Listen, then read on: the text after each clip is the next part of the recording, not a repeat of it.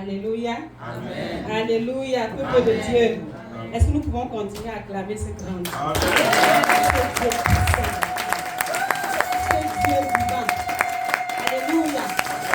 Aujourd'hui, c'est la journée, nous célébrons la journée internationale de la femme. Mais en réalité, le grand défenseur des femmes, c'est Dieu. Alléluia. Est-ce que nous pouvons encore acclamer ce Dieu? Dieu est puissant. Dieu est sage. C'est un grand stratège. Alléluia. Quand nous regardons la création, il a commencé par créer la lumière, il a créé la lune et le soleil, il a progressé, il a créé la végétation, il a progressé, il a créé les animaux. Alléluia. Et quand il a créé l'homme, tout ce dont il avait besoin était déjà prêt. Amen. Alléluia. Amen. Donc quand Dieu t'a créé, il avait déjà préparé ce que tu as besoin pour t'épanouir. Alléluia. Amen. Et à la fin, il a couronné en créant la femme. Alléluia. Lui-même a décidé, il a constaté qu'il n'était pas bon pour l'homme d'être seul. C'est pourquoi il lui fera une aide semblable. Amen. Alléluia. Amen. Donc nous ne sommes pas dans le mouvement des femmes rebelles. Nous ne sommes pas dans le mouvement des féministes. Parce que nous connaissons notre position en Christ. Alléluia. Nous savons pourquoi Dieu nous a positionnés auprès de ces merveilleux hommes. Alléluia. Amen. Donc je voudrais vraiment rendre grâce à Dieu, au Dieu vivant, au Dieu puissant, pour cette journée que nous voulons célébrer. Ce n'est pas que nous sommes au-dessus, qu'on veut se mettre à part pour célébrer, mais c'est un peu, dans la semaine je pense, qu'on célèbre la journée de la femme. Mais on célèbre aussi la journée des mères, on célèbre la journée des pères. Et puis je réfléchissais, c'est comme dans une maison. Chaque enfant naît en sa journée, dans l'année. Et on fête l'anniversaire de chaque enfant. Alléluia. On fête aussi l'anniversaire des parents. Donc c'est pareil. Donc ce n'est pas parce qu'aujourd'hui, bon, vraiment, les femmes vont mettre, on va sur le piédestal. Non. C'est une journée spéciale pour les femmes. Il y aura une journée spéciale pour les hommes. Alléluia. Amen. Pour qu'il y ait un équilibre. Alléluia. Il n'y a pas de compétition entre nous. Nous voulons bénir le Seigneur pour cela. Et je voudrais vraiment rendre aussi grâce au Seigneur pour le pasteur de la maison. Alléluia. Et je voudrais vraiment lui dire merci pour cette grâce, pour cette opportunité que j'ai de prendre le micro. C'est une grande responsabilité. Alléluia. Je voudrais vraiment lui dire merci et aussi dire merci à tous les hommes de la maison. Amen. Vous êtes des hommes valeureux. Amen. Vous êtes des hommes, comment on peut dire, vous n'êtes pas des petits hommes. Amen. Vous savez que dans le livre d'Esther, Memucan, au moment où Vasti a été destitué, Memucan a dit vraiment on va prendre décision pour que chaque femme puisse obéir à son mari, qu'il soit petit ou grand. Alléluia. Ça veut dire qu'il y a des hommes qui sont petits et il y a aussi des hommes qui sont grands. Mais nous bénissons le Seigneur parce que nous avons des hommes grands dans cette maison. Qu'est-ce qu'un homme grand? Un homme grand, c'est un homme qui est en sécurité. Il est sécure. Alléluia. Quand la femme prospère, quand elle s'épanouit, il est en sécurité. Amen. Mais les hommes qui sont insécures disent, elle veut déjà me dépasser. Oh, il faut que je mette la cale, il faut que je l'appuie, il faut que je l'étouffe. Ce sont les hommes petits. Amen. Alléluia. Amen. Mais nous bénissons le Seigneur. Je voudrais que nous acclamons les femmes, nous allons acclamer tous les hommes qui sont dans la maison du Seigneur, sont des hommes grands. Alléluia. Et nous nous épanouissons en femmes de vision. Alléluia. Amen. Nous sommes épanouis parce que le pasteur, il nous donne la liberté de nous épanouir, d'avoir nos programmes où nous parlons des choses qui nous concernent, où nous grandissons dans la foi, où nous cherchons à connaître le Seigneur, où nous cherchons aussi à servir le Seigneur. Alléluia. Amen. Amen. Alors aujourd'hui, nous allons partager une parole. J'aimerais que quelqu'un nous aide à lire dans 2 Rois chapitre 4, du verset 1 au verset 7. 2 Rois chapitre 4, du verset 1 au verset 7. J'aurais besoin d'un lecteur ici. 2 Rois chapitre 4, verset 1 au verset 7. Une femme d'entre des filles des prophètes cria à Élisée en disant: ton serviteur, mon mari, est mort, et tu sais que ton serviteur craignait l'Éternel. Or, le créancier est venu pour prendre mes 2 enfants et en faire ses esclaves. Élisée lui dit: que puis-je faire pour toi? Dis-moi, qu'as-tu à la maison? Elle répondit: ta servante n'a rien du tout à la maison qu'un vase d'huile. Et il dit: demander au dehors des vases chez tous tes voisins, des vases vides. Il n'en demande pas un petit nom. Quand tu seras rentré, tu fermeras la porte sur toi et sur tes enfants. Tu verseras dans tous ces vases et tu mettras de côté ceux qui seront pleins. Alors elle le quitta. Elle ferma la porte sur elle et sur ses enfants. Il lui présentait les vases et elle versait. Lorsque les vases furent pleins, elle dit à son fils, « Présente-moi encore un vase. » Mais il lui répondit, « Il n'y a plus de vase. » Et l'huile s'arrêta. Elle alla le rapporter à l'homme de Dieu et il dit, « Va vendre l'huile et paye ta dette et tu vivras, toi et tes fils, de ce qui restera. » Amen. Amen. Alléluia. Le thème de mon message ce matin, c'est l'épouse préparée ou l'épouse qui se prépare. La femme qui se prépare ou la femme préparée. Alléluia. L'église qui se prépare ou l'église préparée. Dis avec moi préparée. Préparée. Alors, on nous parle de l'histoire d'un homme, un jeune homme qui avait pris une femme. Ils étaient tous jeunes et les deux s'aimaient beaucoup. Ils s'aimaient tendrement et affectueusement. Mais le jeune homme n'avait pas beaucoup d'argent et il voulait vraiment offrir une belle vie à sa femme, à sa nouvelle épouse. Alors il appelle son épouse et lui dit, j'ai entendu dire qu'il y a du travail dans une contrée lointaine. Alors j'aimerais y aller pour travailler et quand je vais amasser de l'argent, je viendrai vraiment pour t'offrir cette belle vie. Et ils se sont entendus, il a dit à sa femme, est-ce que tu vas m'attendre? Elle a dit, chérie, je t'attendrai. Et son mari lui a dit aussi, je vais te rester fidèle. Je vais et je viens, je te promets de t'offrir une belle vie. Amen. Et il avait construit juste une petite cabane dans laquelle ils habitaient. Donc il a laissé la femme dans cette cabane et il est parti. Il est parti dans cette ville lointaine. Et dans cette ville, il a trouvé le travail auprès d'un boulanger. Et le boulanger l'a pris comme son fils. Quand il lui a raconté son histoire, il a vraiment pris comme étant son fils. Et il a travaillé. Il a dit au boulanger, ce monsieur, je veux travailler, mais pour ne pas gaspiller de l'argent, j'aimerais que tu retiennes mon salaire. Et quand j'aurai fini de travailler, tu me remettras mon salaire pour que je retourne vers mon épouse pour faire ce que j'ai promis. Et ils ont fait un contrat de 20 ans. Et le monsieur travaillait jour et nuit, il travaillait avec le boulanger. La boulangerie du monsieur a pris de l'essor, a pris comment des proportions, a grandi. Et il travaillait. Quand le contrat est terminé, alors le jeune homme est parti voir le boulanger, il lui a dit, mon temps est fini, j'aimerais vraiment retourner vers mon épouse. Et le monsieur, le boulanger lui a dit, c'est très bien, tu as bien travaillé, mais j'ai deux propositions à te faire. Voici l'argent que j'ai gardé pour toi. Soit tu prends l'argent et tu retournes, ou je te donne 3 conseils. D'abord, ça lui fait tic dans la tête. Mais il réfléchit, il dit, mais cet homme a été pour moi comme un père. S'il me propose une autre alternative, certainement qu'il a un bon plan pour moi.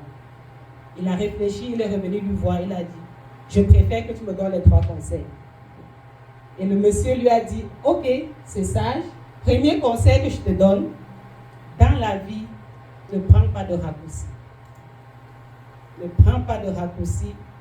Prends le chemin normal, travaille fort.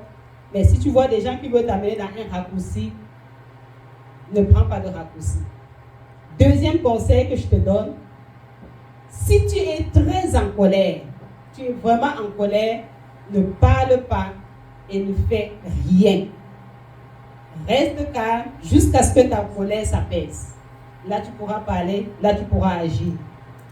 Et le troisième conseil, il dit, j'ai fabriqué un pain spécial pour ton épouse. Je te le donne, mais promets-moi de le manger seulement quand tu auras retrouvé ton épouse.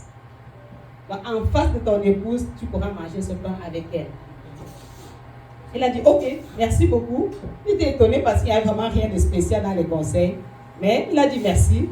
Il a pris le pain, il a pris son sac et il s'en est allé. Pendant qu'il marchait, il arrive en chemin et il rencontre d'autres voyageurs qui lui disent, on a trouvé vraiment un raccourci. Ça va nous faire arriver 2 fois plus rapidement. Et les gens étaient excités, mais oui, le chemin est très long, mais et il s'est rappelé du premier conseil. Le monsieur lui a dit, ne prends pas de raccourci, prends le chemin normal. Et puis il leur a dit, mais merci beaucoup, mais non, je préfère prendre la grande route qui va aller doucement. Donc il a continué sur le chemin, et pendant qu'il continuait, il a entendu la nouvelle qu'il y a certaines personnes qui ont pris un raccourci et qui ont été rencontrées par des bandits de grand chemin, qui les ont battus, qui les ont dépouillés. Donc il a vu que le premier conseil avait fonctionné. Il a continué son chemin et il arrive chez lui, mais quand il arrive, il fait déjà nuit. Et il il aperçoit sa maison, il était content, le cœur battait. Mais quand il approche de la maison, il voit la lumière, il faisait nuit.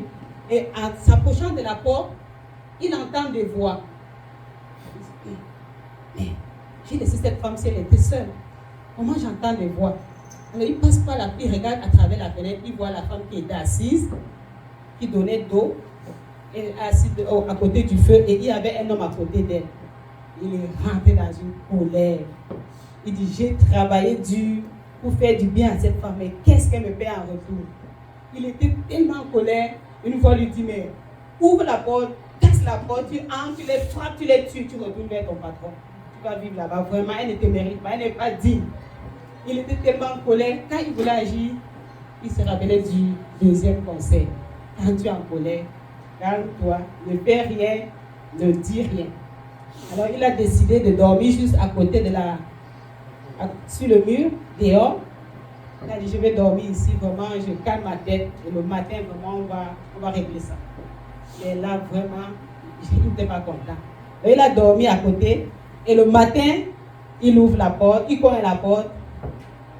Et la femme le voit. Elle crie de joie, elle vient pour sauter sur le monsieur. Le jeune homme, non, il la repousse. Il dit, mais non, tu avais promis que tu allais m'attendre. Et qu'est-ce que tu as fait? Tu avais promis. Donc il repousse la femme. Mais la femme dit, mais chérie, je t'ai attendu. Je suis contente que tu sois revenu. Il dit, mais non, tu ne m'as pas attendu. C'est qui ce monsieur? Il dit, il dit, je vais t'expliquer. Mais bienvenue d'abord. Elle est contente. Elle dit, non, je ne veux rien savoir. Je ne veux même pas poser mon sac parce que tu n'as pas été fidèle. Et puis la femme dit, en plus tu allais chercher un jeune. La femme dit, mais chérie, tu sais, après ton départ, quelques semaines après, j'ai constaté que j'étais enceinte. Mais tu étais partie, je ne sais pas dans quel pays tu étais partie, je ne pouvais pas te rejoindre. Donc ça fait 19 ans que j'ai accouché. Et le jeune homme que tu vois, c'est ton fils. Il dit, mon fils? Il était tout content. Il a sauté sur sa femme, il a sauté sur son fils, il était tellement content. Et ensuite, il lui raconte comment le voyage s'est passé, comment il a épargné. Il dit que mais, le monsieur m'a dit vraiment, il m'a donné juste des conseils, mais son conseil était important parce que ça a préservé ma vie en route. Et il avait le pain. Et il m'a donné, dit, voici le pain que mon patron a fait spécial pour toi. Il m'a dit, on va manger seulement ensemble. Et quand il coupe le pain pour manger, qu'est-ce qu'il trouve dans le pain? Le monsieur avait soigneusement mis son salaire dans un gros pain à l'intérieur. Il était dans le corps. Alléluia. Et il a pu offrir à sa femme cette belle vie qu'il avait prévue. Amen. Mais on peut se dire, mais ce monsieur il a travaillé fort. Mais en réfléchissant à l'histoire, je me suis rendu compte que la femme aussi avait travaillé fort. Elle avait été enceinte toute seule. Elle a passé la grossesse toute seule. Elle est allée à l'hôpital. Elle a accouché. Elle est revenue. Elle s'occupe du bébé. Elle s'est réveillée la nuit. Pendant 19 ans, elle a élevé l'enfant tout seul. Pendant que le monsieur lui aussi travaillait fort. Amen. Donc c'était vraiment quelque chose, une collaboration des deux. Et ils ont, comme on dit souvent, ils vécurent heureux toute leur vie. Alléluia. Et il y a une histoire semblable dans la parole de Dieu. Le Seigneur nous parle dans Matthieu 25 des 10 vierges. Amen. 10 vierges qui ont été préparées pour la rencontre de l'époux. Mais la Bible nous dit que l'époux tarde à arriver. Puisque l'époux tarde à arriver, toutes les vierges se sont mises à s'endormir. Mais il y a 5 vierges qui étaient sages et 5 autres qui étaient folles. Et celles qui étaient folles sont celles qui ont pris leur lampe. Il y avait de l'huile dedans. La lampe était allumée, elles sont parties avec les lampes, mais elles n'avaient pas pris de l'huile en extra. Donc pendant que le maître, leur époux tardait à revenir, qu'est-ce qui s'est passé? Les lampes ont commencé à s'éteindre. Mais celles qui étaient sages, elles avaient pris de l'huile en plus. Donc au milieu de la nuit, on dit, l'époux est arrivé. Allez à la rencontre de l'époux. Et toutes les vieilles se lèvent. Et celles qui sont sages constatent qu'elles avaient encore de l'huile. Mais les folles constatent que les lampes sont en train de s'éteindre. Or, la condition pour rencontrer l'époux, c'est quoi? Il faut que ta lampe soit allumée. Et qu'il y ait de l'huile dedans. Amen. Donc, les vierges sages avaient leur lampe allumée et de l'huile à l'intérieur. Mais les vierges folles avaient leur lampe qui s'éteignait. Alléluia. Et nous comprenons très bien qu'il s'agit de l'épouse de Christ. Qu'il s'agit de la femme. Qu'il s'agit de l'Église. Et le Seigneur nous demande aujourd'hui, est-ce que tu as encore de l'huile dans ta lampe? Est-ce que ta lampe est en train de s'éteindre? Amen. J'ai essayé de répertorier 7 caractéristiques de la Vierge sage. Comment est-ce que nous pouvons garder notre lampe allumée et avoir continuellement de l'huile? Alléluia. Donc c'est à cela que nous allons revenir à notre texte de départ dans 2 Rois chapitre 4. La Bible nous dit qu'une femme d'entre les femmes des fils des prophètes cria à Élisée en disant, ton serviteur, mon mari, est mort. Et tu sais que ton serviteur craignait l'Éternel. Or, le créancier est venu pour prendre mes 2 enfants et en faire ses esclaves. Donc, cette femme a un problème. C'est une femme qui a vécu avec son mari. Il est mort. Mais avant de mourir, ils avaient beaucoup de dettes. Et le créancier est venu pour prendre les enfants. La femme donc va vers le serviteur de Dieu qui était Élisée et elle crie à lui. Donc nous voyons la première chose que nous pouvons voir comme caractéristique d'une église qui est préparée ou une église qui se prépare. Alléluia. Cette femme, quand elle vient vers Dieu ou quand elle vient vers l'homme de Dieu, elle vient avec une attitude de quelqu'un qui recherche une solution. Elle vient dans le mode solution et non dans le mode problème ou critique. Alléluia. Elle ne vient pas vers Dieu pour se plaindre. Elle n'est pas venue vers l'homme de Dieu ou bien vers Dieu pour dire « Oh, vraiment, j'ai eu la malchance d'épouser un homme irresponsable. Il m'a laissé avec beaucoup de dettes. Voilà les conséquences. » Mais elle vient vers l'homme de Dieu. Elle ne vient pas avec les plaintes. Bien-aimés, je voudrais vous dire quelque chose que le Seigneur insistait. Le trône de Dieu n'est pas un comptoir de plaintes. Dieu n'aime pas les plaintes. Il n'aime pas les murmures. Quand nous regardons le livre d'Exode, de Nombre, de Deutéronome, nous en avons une belle idée. Alléluia. Le peuple de Dieu, malgré tout ce que Dieu a fait pour lui, ils se sont toujours mis à se plaindre. Et Dieu a dit, vous vous êtes plaints à mes oreilles. Ce que vous avez dit, c'est ce qui va vous arriver. Vous avez dit, oh, Dieu, c'est parce qu'il nous déteste, qu'il nous a fait sortir d'Égypte pour nous faire mourir dans le désert. Parce que vous avez dit que je veux vous faire mourir dans le désert. Vous allez vraiment mourir dans le désert. Dieu n'aime pas les plaintes, Dieu n'aime pas les murmures. Alléluia. Mais elle est venue auprès de Dieu, auprès de l'homme de Dieu, avec une attitude recherche de solution.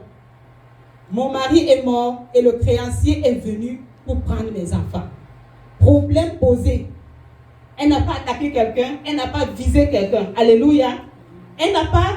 Et l'autre chose, elle a dit de son mari, tu sais que ton serviteur, mon mari, craignait l'Éternel. Bien-aimé, qu'est-ce que nous disons de Dieu? Oh, mais si je pose la question, vous allez dire, non, mais non, moi je parle bien de Dieu. Que disons-nous de Dieu? Qu'est-ce que tu dis de Dieu? Ou bien je peux poser la question autrement. Qu'est-ce que tu dis de l'Église de Dieu? Amen. Ça commence à être un peu plus personnel. Quels sont les commentaires que nous avons de l'Église de Dieu? Comment est-ce que nous voyons l'Église dans les réseaux sociaux, quand les gens donnent les commentaires? Oh, l'Église, ce sont les scammers, ils cherchent l'argent, tout ça. Qu'est-ce que tu dis de l'Église de Dieu? Alléluia. Parce que tout ce que nous disons, Dieu entend. Et la Bible nous dit que la vie et la mort est au pouvoir de notre langue. Qu'est-ce que nous disons de l'église de Dieu? Qu'est-ce que nous disons des frères et sœurs? Quels commentaires est-ce que nous portons sur nos bien-aimés frères et sœurs? Qu'est-ce que je dis de mon mari? Amen. Qu'est-ce que je dis de ma femme? Quel est le commentaire que je dis? Cette femme, elle dit, malgré les défauts de son mari, elle vient, elle dit, tu sais que ton serviteur, mon mari, craignait l'Éternel. Oui, c'est vrai qu'il avait les défauts, mais elle relève le point positif. Amen. Alléluia. Et c'est cette attitude que l'Éternel aime. Nous voyons qu'elle a juste posé le problème. Et Élisée lui-même a compris, il s'est mis en mode solution. Ça, c'est le premier point. Quand nous nous approchons de Dieu, nous nous approchons du trône de Dieu avec action de grâce. Nous nous approchons de Dieu pour chercher une solution et non pas pour nous plaindre. Alléluia. Je me souviens une fois, au début du mariage, j'ai dit, mais je veux me plaindre de mon mari. Je veux me plaindre de mon mari à qui? J'ai dit, je veux me plaindre à Dieu. Et je suis allée dans la prière, j'ai commencé à parler. J'ai dit, oh Seigneur, oh c'est cela. Quand j'ai fini de parler, le Saint-Esprit m'a dit, toi-même tu sais au fond de ton cœur que ton mari t'aime. C'était une reproche, une façon de me dire, je ne veux pas que tu viennes me parler des plaintes. S'il y a un sujet de prière, apporte le sujet. Alléluia. Et j'ai appris ma leçon. Alléluia. Le deuxième point que nous pouvons voir, dans le premier point, Dieu veut une église qui est dans l'action de grâce. Dieu veut une église qui n'est pas dans les murmures. Le deuxième point, la femme, elle vient vers l'homme de Dieu. Elle dit, ton serviteur, mon mari, craignait l'Éternel. Alléluia. La Bible nous dit aussi que venez et plaidons. Dans Ésaïe 1, verset 18, venez et plaidons. Si vos péchés sont rouges comme le cramoisi, ils deviendront blancs comme la neige. Quand nous nous approchons de Dieu, qu'est-ce que nous venons? Nous venons devant Dieu avec quoi? Nous venons devant Dieu avec quoi? Quand Dieu nous regarde, c'est quoi notre bilan? Ézéchiel, le roi Ézéchiel, quand Dieu lui a dit qu'il te reste, aujourd'hui tu vas mourir, mets ta maison en ordre, tu vas mourir.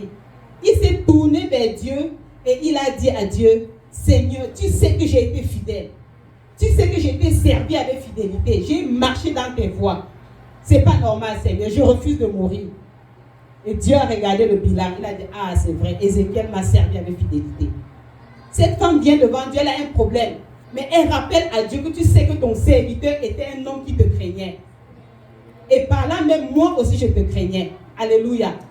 Alors nous ne pouvons pas venir devant Dieu et exiger des choses. Quand Dieu te regarde, c'est quoi le bilan?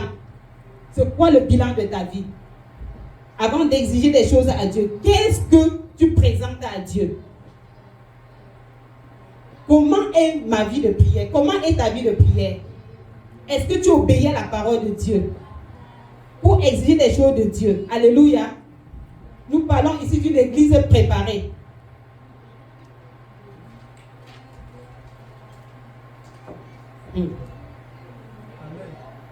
Nous avons vu la dernière fois, le Seigneur nous disait que la parole de Dieu produit du fruit sur une terre.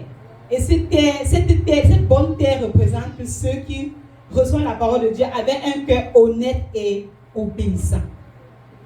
Ceux qui ont un cœur honnête et bon. Quand tu regardes ton cœur, est-ce que ton cœur est honnête et bon devant Dieu?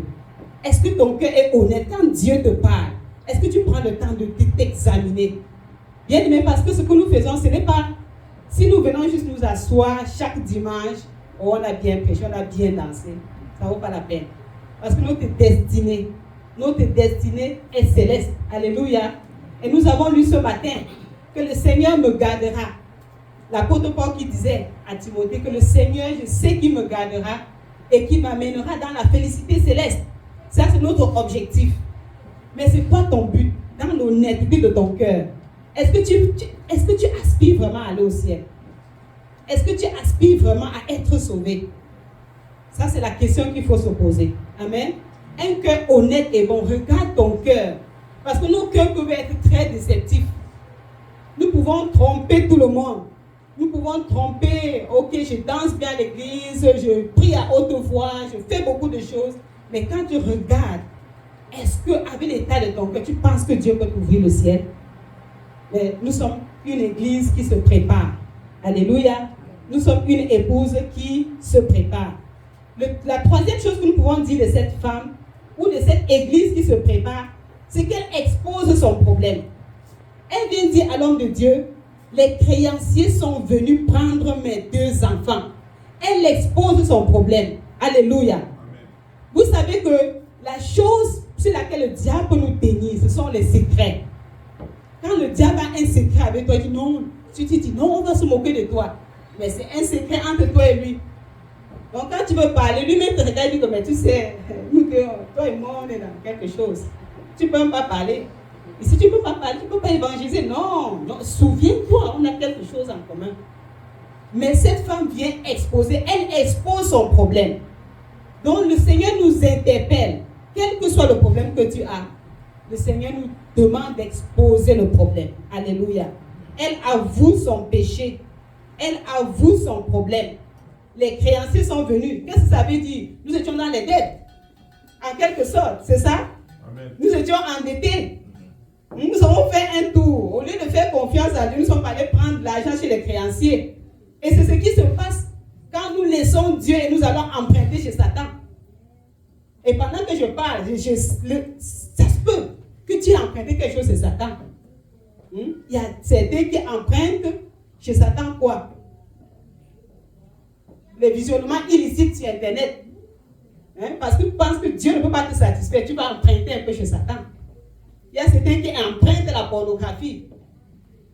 Vous voulez que je continue? Amen. Il y a certains qui empruntent l'impureté, qui empruntent les mauvaises pensées, la fornication, le mensonge, les calomnies. Alléluia. Amen. Tu t'en vas emprunter. Le diable dit que non, prends juste un peu. Tu empruntes parce que présentement tu as le manque, tu as le besoin. Tu penses que Dieu ne peut pas te satisfaire. Au lieu d'aller dire Seigneur mon Dieu, aide-moi. Aide-moi Seigneur, je me sens seul. Tu vas chercher un petit chum, une blonde. Alléluia. On dit qu'on vit en couple. On vit en couple. On est en couple et puis on peut se séparer quand on veut. Ça c'est emprunter. Ça c'est donner un peu, donner notre doigt au diable. On va se retrouver qu'il a pris notre corps. Et qu'il réclame. Et quand le diable vient pour réclamer, nous devenons des esclaves. Amen. Amen. Alléluia. Amen. Est-ce qu'on peut se dire la vérité? Amen. Parce que la parole de Dieu est là pour nous laver et nous purifier. Amen. Nous empruntons un peu chez Satan. On a commencé avec un petit peu de films. Un petit peu, sinon c'est juste la publicité. C'est quelque chose. Ah, j'ai vu. Après le diable dit non, tu vois, tu as regardé, c'était juste la publicité, c'était par hasard. Est-ce que tu es mort alors? Est-ce que tu es mort? Tu peux encore aller un peu regarder. C'est comme ça que tu t'habitues à ça. C'est comme ça que tu t'habitues. Alléluia. Un petit peu de fornication. Un petit peu de mensonge. Parce qu'il faut un mensonge maintenant pour couvrir l'autre mensonge. Pendant que tu étais en train de regarder, là on vient de dire, qu'est-ce que tu faisais là sur l'ordi? Oh non, je faisais mes devoirs. Oh non, maintenant, parce qu'on ne peut pas avouer, il faut un mensonge pour couvrir un autre péché. Et c'est l'engrenage. Et quand on est dans cet engrenage, on devient esclave. On ne peut plus sortir.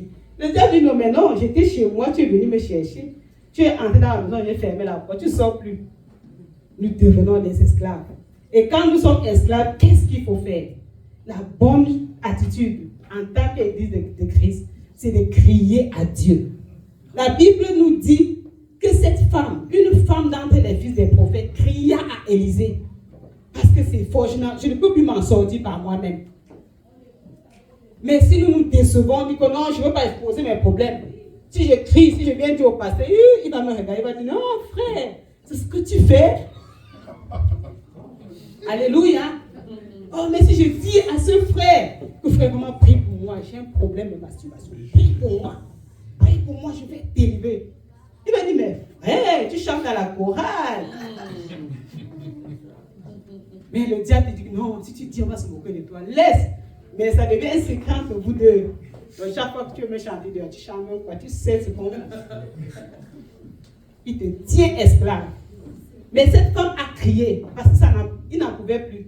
Parce qu'il y aura un jour où le diable va bénir. Non seulement il prend un peu, mais à ce moment-ci, il vient prendre ses enfants pour être esclave. Vous avez pris mon argent, vous avez enjoy, maintenant c'est mon tour de récupérer.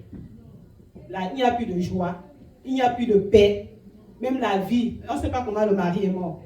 Alléluia. Amen. Nous devons avouer, la Bible nous dit, ne nous associons pas aux choses infructueuses des ténèbres, mais au contraire, exposons-les. Nous devons exposer. Quand nous exposons le péché, alléluia, le diable n'a plus de pouvoir sur nous. Il n'a plus de pouvoir sur nous. Si tu as une mauvaise pensée, tu as un couple, tu as ton mari, tu as ta femme, tu as une mauvaise... S'il y a il y a une jeune fille qui va devant toi, ton cœur fait un genre. Dis chérie, qu'est-ce qui se passe? Hé, maman, aide-moi, prie pour moi. Dès que tu as dit, tu es libéré. Amen. Dès que tu avoues ton péché, le diable n'a plus rien. Amen. Même s'il vient, dis que non, si tu fais, je vais t'exposer à l'église. Non, expose-moi. J'ai déjà dit au pasteur, j'ai déjà dit à la sœur, nous avons déjà prié, donc tu n'as rien exposé. Amen. Tu es libre. Mais quand tu caches, tu as toujours peur qu'on va découvrir. Donc il faut toujours continuer à cacher. Tu es esclave. Alléluia. La troisième chose, l'église doit apprendre à crier à Dieu dans la prière. Crier à Dieu, avouer son péché. Et en tant que Dieu, nous devons prier les uns pour les autres. Amen. Nous devons veiller les uns pour les autres. Nous ne sommes pas là pour condamner les autres. Parce que nous étions à leur place avant. Mais Dieu nous a fait grâce. Amen. Dieu nous a délivrés. Donc si aujourd'hui je suis un petit peu avancé que mon frère, pourquoi dois-je le critiquer? Parce que j'étais là avant. C'est pour ça que le Seigneur nous dit, si nous ne pardonnons pas aux hommes nos péchés, lui-même va nous rappeler tout ce que nous avons fait. Et il nous a pardonné. Donc nous avons intérêt à pardonner parce que nous étions à leur place avant. Dieu nous a pris, nous étions misérables, il nous a lavés, il nous a purifiés. Aujourd'hui, nous marchons comme des saints parce que le sang de Christ nous a purifiés. Pourquoi dois-je regarder mon frère qui est dans mes débuts, comme moi quand j'étais au début? Pourquoi dois-je le critiquer? Alléluia. La quatrième chose, les trois premiers points, ça c'est l'église générale. Maintenant, nous allons rentrer dans ceux qui veulent vraiment rentrer au ciel. Alléluia. La quatrième chose, l'homme de Dieu lui dit, après qu'elle ait avoué, après qu'elle ait déclaré son péché, l'homme de Dieu lui dit, que puis-je faire pour toi? Dis-moi, qu'as-tu à la maison? Elle répondit, ta servante n'a rien du tout à la maison qu'un vase d'huile. Alléluia. Je remercie le Seigneur pour cette femme. Parce qu'elle n'a pas regardé ce vase d'huile comme étant rien. Parce qu'en réalité, elle pouvait dire, j'ai vraiment rien. J'ai vraiment rien. Et il y a certains qui sont vraiment, quand je viens demander de l'aide, je viens voir Dr Nadine. Vraiment, j'ai un besoin d'argent. Qu'est-ce que tu as? Vraiment, je n'ai rien. Pourtant, j'ai quand même peut-être $100. Peut-être j'ai $500. J'ai besoin peut-être de $20,000. Elle dit, qu'est-ce que tu as pour que je puisse compléter? Je n'ai rien. Parce que dans notre esprit, c'est dit, si je dis que j'ai quelque chose, elle va donner juste la différence. On a notre petit calcul. Mais je remercie le Seigneur parce qu'elle a dit ici, je n'ai rien d'autre qu'un petit flocon d'huile. Alléluia. Parce que le Seigneur nous dit qu'à celui qui a, on donnera pour qu'il soit dans l'abondance. Mais celui qui n'a pas, on me verra même le peu qu'il a. Alléluia. Donc elle a dit à l'homme de Dieu, j'ai un petit peu d'huile à la maison. Oui, c'est vrai, je suis un enfant de Dieu. J'ai fait beaucoup de fautes. J'ai péché. Mais il y a encore un petit peu de crainte de Dieu dans mon cœur. Il y a encore un petit peu d'amour de Dieu. J'ai encore le Saint-Esprit en moi. Alléluia. Je ne suis pas complètement fini. Donc nous devons aussi savoir nous positionner. Amen. Et quand elle a fait cela, c'est une bonne chose. L'homme de Dieu a dit c'est bien. Parce que Dieu multiplie ce que tu as. Si tu n'as rien et que Dieu multiplie par 1000, si on met 1000 fois 0, ça donne quoi? Ça donne toujours 0. Il faut que tu aies au moins quelque chose. Alors qu'est-ce que tu as? Oh, chacun de nous avons un talent. Alléluia. À la retraite des femmes, nous avons étudié la parabole des talents. Dieu a donné un talent à chaque personne. Tu as quelque chose. Tu ne peux pas dire à Dieu que je n'ai rien.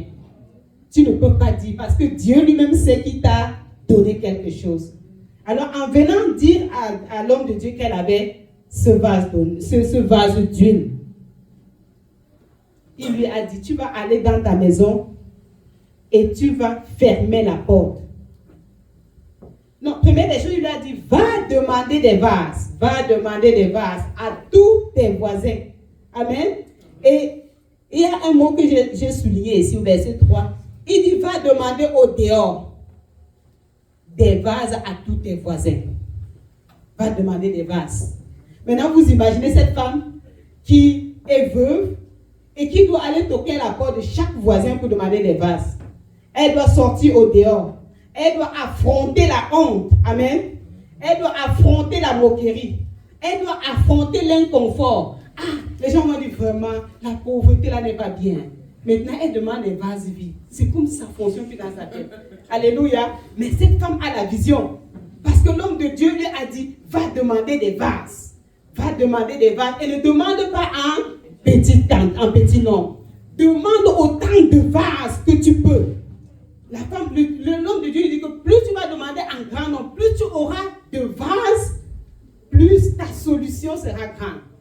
Donc elle va avec ça. Mais les gens n'ont pas la même vision que toi. Nous sommes dans le monde, mais nous ne sommes pas du monde. Les gens ne comprennent pas ce que nous faisons. Ils disent, oh, mais qu'est-ce que vous faites? Le dimanche, après une neige, tu devrais être dans ton salon, en train de regarder un bon film. Et quand il fait beau, tu devrais aller faire du jogging. Vous allez dans une église. Ils ne comprennent pas notre vision. Alléluia. Mais nous avons la pensée de Christ. Elle devait faire face aux gênes. Elle devait faire face au mépris, au rejet, aux insultes. Il y a certaines personnes qui vont dire, vraiment, on n'a rien à te donner, madame. Si c'est pour demander de l'argent, on ferme la porte. Elle devait faire face à tout cela, aux accusations. Oh, les gens qui vont dire, voilà, une sorcière a tué son mari. Maintenant, voilà, c'est ça qu'elle est en train de vivre maintenant les conséquences. Elle devait faire face à toutes ces choses. Mais la bonne nouvelle, c'est que parmi tous ces gens, il y avait quand même quelques personnes qui étaient gentilles. Il y avait quelques personnes qui étaient compréhensives. Alléluia. Il y avait quelques personnes qui étaient assoiffées. Parce qu'elle devait demander des vases vides. Elle cogne à la porte. S'il vous plaît, avez-vous des vases vides? Et tu dis, oui, on en a. Si ça peut t'aider, on va lui donner.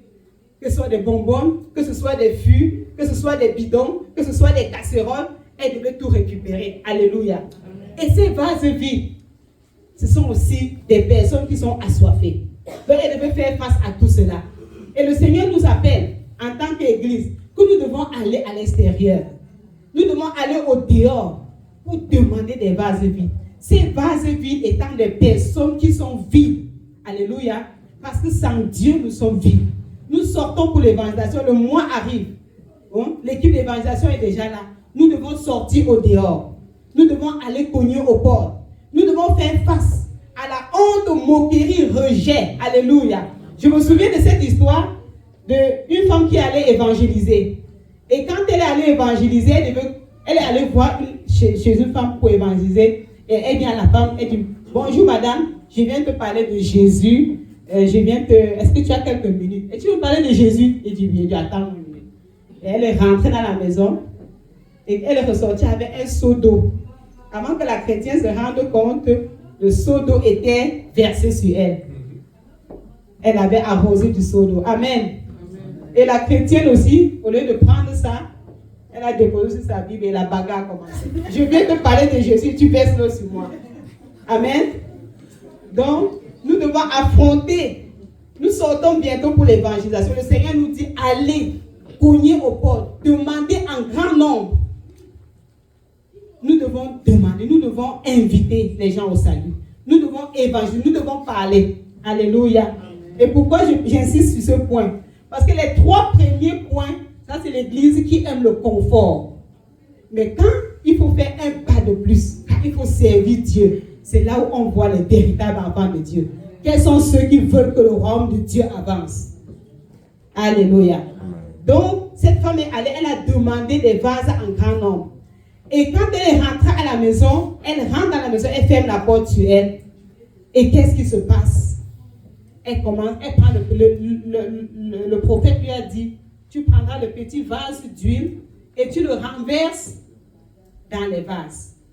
Donc, elle prend le vase, le premier vase, elle renverse. Quand ça finit, elle dit à son fils, passe-moi un autre vase. Le fils lui donne le vase, elle renverse. Lui ne finit pas. Hein. Elle renverse, il tasse à côté. Passe un autre vase. Il renverse, elle renverse.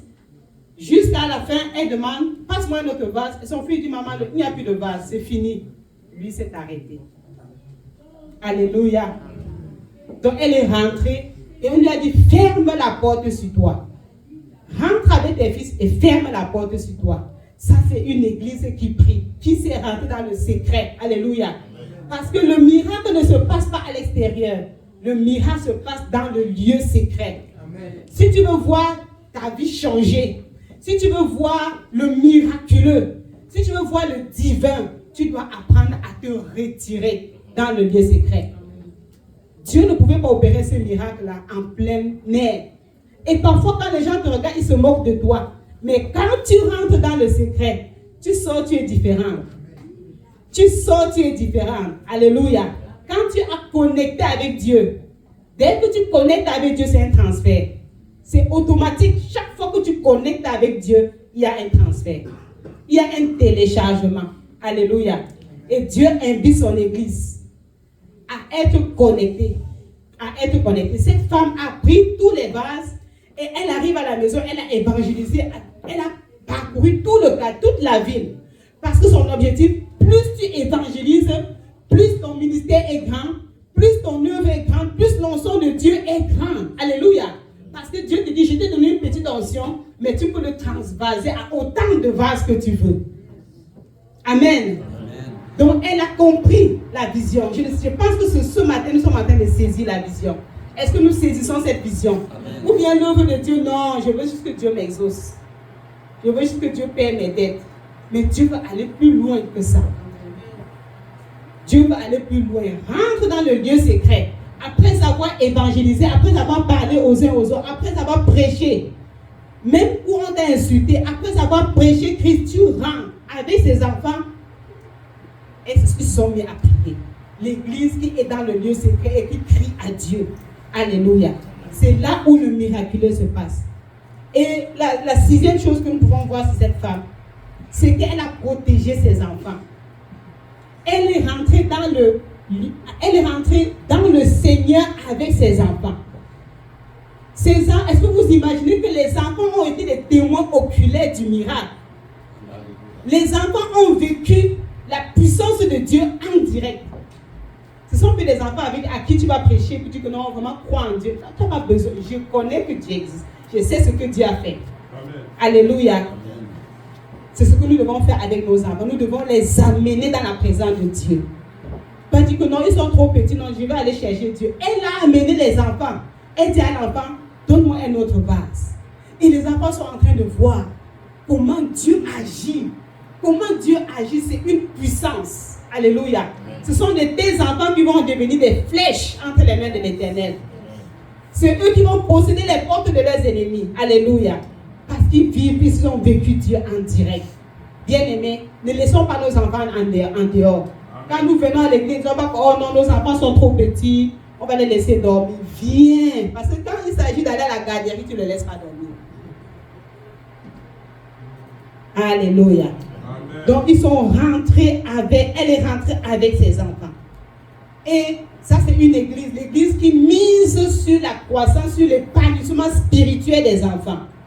Ça c'est l'église que Dieu veut parce que nous sommes là pour laisser une génération qui va prendre la relève. Alléluia. En même temps que nous évangélisons. Et le dernier point, que l'église, l'épouse de Christ, l'église préparée, l'épouse préparée, c'est que cet homme a fait, une fois que tous les vases étaient pleins, le verset 7, elle alla le rapporter à l'homme de Dieu et dit, elle alla le rapporter à l'homme de Dieu. Bien-aimé, elle vient de faire un miracle. Elle vient de vivre un miracle. Ce n'est pas le prophète qui versait lui, c'est elle qui versait lui. Ça, c'est là où beaucoup de personnes échouent. Beaucoup de personnes que Dieu veut utiliser, c'est à ce niveau-ci qui s'arrête. C'est-à-dire que Dieu commence un petit miracle avec toi. Au lieu de retourner vers Dieu, dit Seigneur, voici ce qui s'est passé. Alléluia. Vous vous souvenez, les disciples, quand ils ont chassé les démons, Ils sont venus dire à Jésus, Seigneur, même les démons nous sont soumis. Et le Seigneur s'est réjoui. Elle est retournée dire à Dieu ce qui s'est passé. Mais qu'est-ce qui se passe aujourd'hui? Ça dit que Dieu m'utilise pour faire. Dieu m'a utilisé. Vous comprenez que Dieu m'a utilisé. Je suis une personne. Je suis devenue une personne importante. Parce que Dieu m'a utilisé. Pendant que je vois que l'huile est en train de couler, je vais dire à mon fils, à mon autre fils, prends le téléphone, prends le cellulaire, fais Facebook en direct. Comme ça, le monde va voir comment maman Honorine vient de faire. Elle est en train de faire des miracles. Et ensuite, on va publier sur TikTok, on va publier, on veut montrer au maximum de personnes que j'opère des miracles. Alléluia. Ça, c'est là où beaucoup échouent. C'est-à-dire que nous devenons plus importants que l'auteur même du miracle. C'est-à-dire nous projetons plus que celui-même qui a ordonné le miracle. Mais qu'est-ce qu'elle a fait? Elle a tout laissé et elle est retournée vers Dieu pour dire, voici ce qui est arrivé. J'ai versé, j'ai tellement de vases. Et voilà ce qui est arrivé. Et là, elle va attendre la prochaine instruction. Donc, en tant qu'enfant de Dieu, même si Dieu marche avec nous aujourd'hui, nous devons toujours retourner vers Dieu pour dire, Seigneur, c'est quoi la prochaine étape? Nous ne devons jamais être indépendants de Dieu. Alléluia. Ça, c'est l'église qui est préparée. L'église qui va au ciel. Alléluia. Parce que le moment où tu deviens indépendant, le moment où tu deviens trop important, too much for God, Dieu lui-même va te mettre à côté. Il y a quelqu'un dans la vie, il y a Saül qui était très important pour Dieu. Elle dit quand Dieu lui parlait maintenant, il crie ce qu'il va faire. Ok, bon, Dieu m'a dit de sacrifier tous les animaux. Là, je vais sacrifier seulement ceux qui sont chétifs et je vais garder ceux qui sont bons. Là, il commençait à crier et Dieu a dit, je regrette. Je regrette vraiment d'avoir choisi Saül comme roi. Mais au début, c'était un homme qui craignait Dieu. Alléluia. Mais un petit peu de miracle, ça a tourné sa tête. Nous devons faire très attention quand Dieu nous utilise. Amen. Toujours rester connecté au Seigneur. Toujours être dépendant du Seigneur. Alléluia. Et l'homme de Dieu lui dit, va et vends. Va et vends l'huile. Tu paieras ta dette et tu vivras avec le reste. Maintenant, vous imaginez que cette huile qu'elle va aller vendre, ce n'est pas une huile naturelle. C'est l'huile du miracle. Amen. C'est une huile céleste. C'est une huile miracle, une huile divine. Maintenant, vous imaginez que c'est cette huile qui va alimenter les foyers de la ville. Alléluia. Amen. Elle est devenue une centrale de distribution de l'onction de Dieu. Amen. Alléluia. Amen. Une centrale de distribution du miracle de Dieu. Amen. Alléluia. Amen. C'est une huile qui produit la guérison, qui produit la vie, qui produit la paix. Alléluia. Elle est devenue une centrale de distribution. Et je suis sûre que le miracle ne s'est pas arrêté là-bas parce que restant toujours connecté à Dieu, Dieu allait continuer avec elle. Dieu allait continuer avec elle. C'est ce que Dieu veut faire avec nous aujourd'hui. Mais il nous demande d'aller inviter, d'aller cogner aux portes, d'aller demander des vases vides. Des vases vides, ce sont ceux-là qui ont soif de Dieu. Pas ceux qui sont remplis comme moi je connais, je n'ai pas besoin de Dieu. Oh ben, Dieu c'est bon pour vous, mais pas pour moi. Lui, il est déjà plein. Dieu ne remplit que ce qui est vide. Alléluia. Mais commençons par nous. Est-ce que je suis vide? Est-ce que Dieu peut encore me remplir? Ou je connais déjà trop? Alléluia. Et ça, c'est l'église de Dieu. Alors que nous avons parlé des 10 vierges, des vierges sages et des vierges folles, dans quelle catégorie nous trouvons-nous? Est-ce que nous sommes préparés? Est-ce que nous sommes prêts? Si le Seigneur, si on dit voici l'époux, allez à sa rencontre. Est-ce que je suis prêt? Quand tu regardes au-dedans de toi-même, est-ce que tu penses que Dieu peut vraiment t'ouvrir la porte et dire ma fille, mon fils, entre dans la joie de ton maître? Nous sommes l'épouse de Christ, nous sommes la femme de Christ et nous devons être une église préparée et une église prête. Alléluia. Donc maintenant, si l'église, l'évangélisation, si nous voyons que l'église, il n'y a pas beaucoup de gens qui croient dans le Seigneur, ce n'est plus le problème du frère Félicité, Amen, qui est le responsable de l'évangélisation. C'est ma responsabilité. C'est à moi d'inviter. C'est à moi d'aller chercher. Mais est-ce que nous allons faire? Est-ce que nous allons le faire? Église de Dieu, est-ce que nous allons le faire? Amen. Alléluia. Est-ce que nous allons le faire? Amen. Le Seigneur nous dit, alors n'invitons pas en petit nombre. Allons-nous le faire? C'est la question que le Seigneur nous pose ce matin. Amen. Que le Seigneur nous bénisse.